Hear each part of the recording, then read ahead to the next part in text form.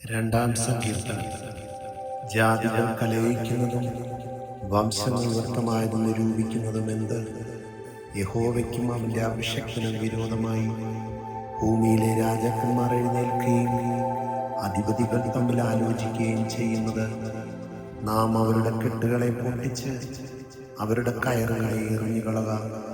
സ്വർഗത്തിൽ വസിക്കുന്നവൻ ചിരിക്കുന്നു, കർത്താവ് അവരെ പരിഹസിക്കുന്നു. അന്നവൻ കോപത്തോടെ അവരോട് അരുളി ചെയ്യും, ക്രോധത്തോടെ അവരെ ഭ്രമിപ്പിക്കും. എൻ്റെ വിശുദ്ധ പർവ്വതമായ സിയോനിൽ ഞാൻ എൻ്റെ രാജാവിനെ വാഴിച്ചിരിക്കുന്നു. ഞാനൊരു നിർണയം പ്രസ്താവിക്കുന്നു.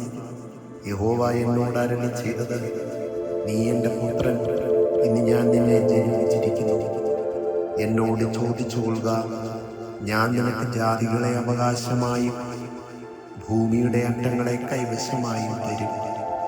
ഇരുമ്പുകോൽ കൊണ്ട് നീ അവരെ തകർക്കും, കുശവന്റെ പാത്രം പോലെ അവരെ ഉടയ്ക്കും. ആകയാൽ രാജാക്കന്മാരെ ബുദ്ധി പഠിപ്പിൻ, ഭൂമിയിലെ ന്യായാധിപന്മാരെ ഉപദേശം കൈക്കൊള്ളുവിൻ. ഭയത്തോടെ യഹോവയെ സേവിപ്പിൻ, വിറയലോടെ ഘോഷിച്ചുല്ലസിപ്പിൻ. അവൻ കോപിച്ചിട്ട് നിങ്ങൾ വഴിയിൽ വെച്ച് നശിക്കാതിരിക്കാൻ പുത്രനെ ചുംബിപ്പിൻ. അവന്റെ കോപം ക്ഷണത്തിൽ ജ്വലിക്കും. അവനെ ശരണം പ്രാപിക്കുന്നവരൊക്കെയും ഭാഗ്യവാന്മാർ. ആമേൻ.